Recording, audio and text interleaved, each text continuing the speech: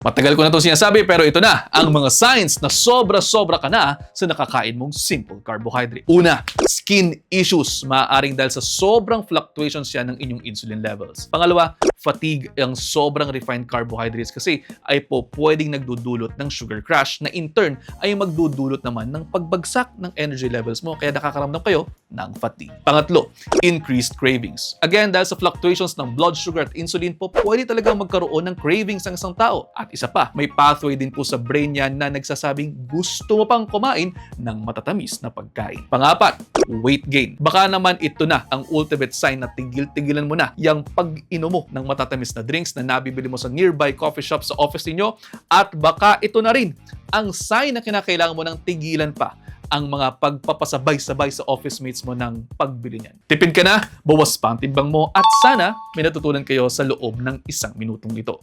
Pakipusuan naman kung mayroon kayong natutunan. And I hope you're all 1 minute wiser. See you next time. Ingat!